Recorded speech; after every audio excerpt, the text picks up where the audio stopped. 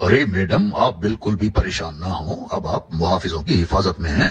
FIR में हम ऐसे दफात लगाएंगे कि तुम्हारा कोई बाल भी बांका नहीं कर सकता।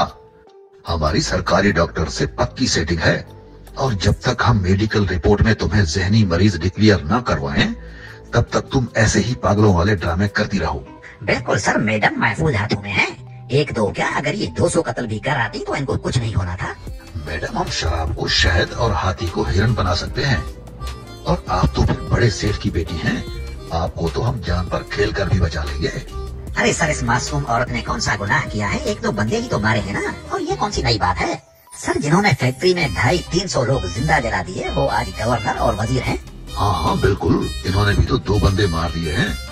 तमगाए इम्तियाज तो इनका भी हक बनता है ना। संतरी, कोई जश्न का इंतजाम करो भाई। सोने की मुर्गी हाथ लगी है, ऐसे मौके बार बार नहीं मिलते।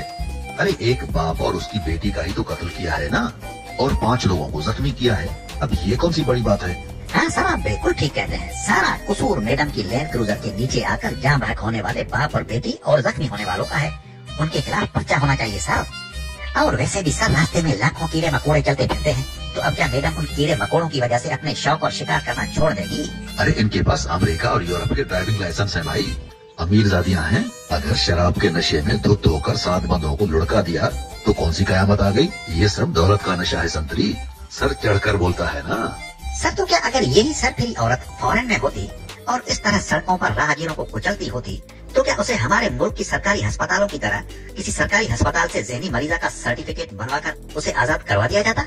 अरे गोरे इतने बेगैरत नहीं है भाई कि किसी कातिल को इस बिना पर छोड़ दें कि कोई बड़े सेठ की बेटी, बीवी या रिश्तेदार है। और वहाँ तो ऐसे भंगी सिग्नल तक नहीं तोड़ सकते, तुम राहगीरों को कुचलने की बात करते हो। अरे अपना मुल्क तो बड़े लोगों और सेठों की बिगड़ी औलाद के लिए जन्नत है ना।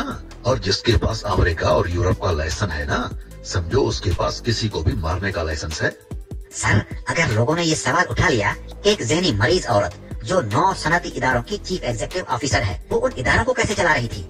और वही दिमाग से पैदल खातून घर से लैंड क्रूजर निकाल कर बाहर ले गई, और उसे ये भी पता था कि शराब पीने कहाँ जाना है, और वहाँ पहुँच भी गई। सर, एक ज़हनी मरीज लैंड क्रूजर कैसे चला रही थी? लोग ये सवाल कर सकते हैं ना। अरे संती, यहाँ ज़हनी मरीज पूरा मुल्क चला रहे हैं, तुम लैंड क्रूजर चलाने की बात करते हो। अरे ये तो मामूली बात है भाई। और जो भी ऐसे सवाल करे ना, उसे उठा लो। उठा लें? हाँ उठा लो। सर, और जो बेचारे मैडम के लैंड क्रूजर के नीचे आकर जाम बहक हुए या शदीद जख्मी हुए, उनका क्या होगा?